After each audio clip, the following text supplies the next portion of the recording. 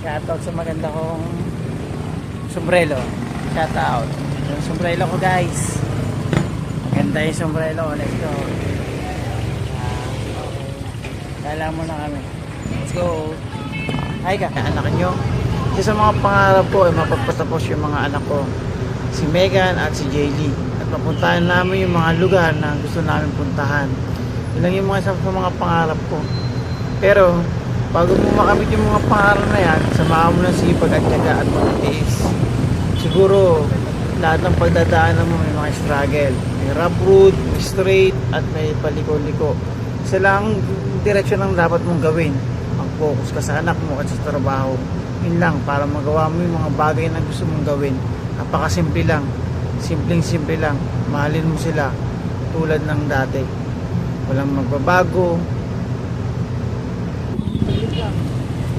Yes, tatay ang first love ng kanilang anak na babae. Kaya bilang ama, ikaw ang pinaka magiging basihan ng standard nila sa lalaki sa future relationship niya. Kung may anak kayong babae, ayusin nyo yung desisyon nyo sa buhay. Kung ayaw nyo maranasan ng anak nyo yung mga maling ginawa nyong desisyon. Kaya kayo ang magiging gabay niya bilang ama sa inyong anak na babae. Kaya lumalaki na ang anak ko. Ako ang magiging standard niya kapag pipili siya ng kanyang makakasama habang buhay. Hahanap siya ng lalaki magbibigay ng pagrespeto, pareho ng paniwala at pagmamahal sa Diyos, at may willingness to learn and nurture wisdom. Kapag nagbibigay ng special ng oras ang tatay ang anak na babae, nagiging academically person ang bata sa paaralan. Nakaka-develop ng leadership and mindset and attitude ang bata. Ito ay kung may leadership reflection ang tatay sa kanyang anak. Magiging pusigido at mataas ang tiwala sa sarili at may tapang na haharap sa hamon ng buhay. Kaya bilang ama, pinapalaki ko at binibigyan ko ang oras ang aking anak sa magandang sitwasyon. Sa tuwing kaming uuwi at nakapokus lang ako sa aking buong pamilya. May oras sa barkada at may lalong may oras sa pamilya.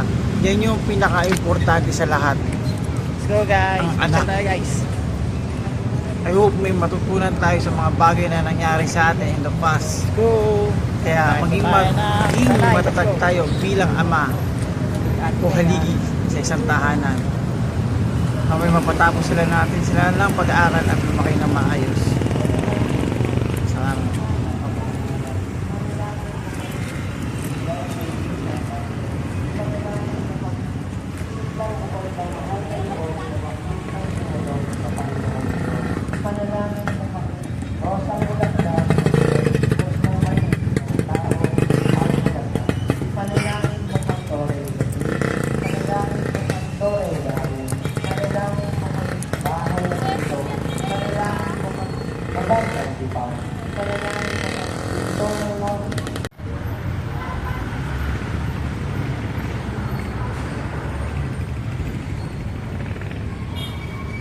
Go guys.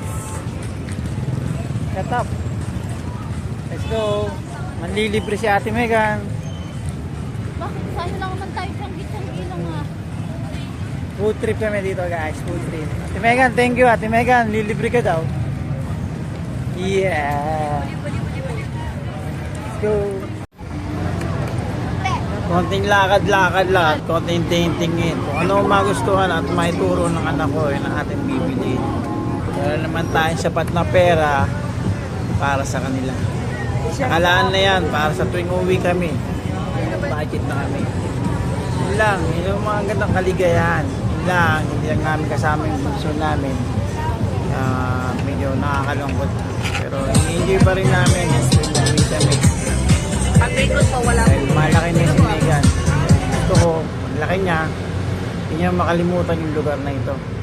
Na madalas kasama ang daddy at mami niya. At yung mga lolo at pinsan niya. Bigyan ko naman siya ng mga karanasan na tulad ng tulad sa akin ng aking ama. Dahil ng mga ayaw na pagdamot sa kanya. Yun lang. Mahagang ko lang. Konting tiis. Kaya para mga bagay na gusto niya. Ito mga bata. Yan naman yung 50 pinaka-importante lang. sa lahat. Oh. Bigyan mo ng kaligayahan ang iyong pinakama. So, ayun, mag-enjoy sila dyan. Kami, marami pa kaming activity o achievement na pupuntahan. Gagawin. Isa pa. Patintis pa.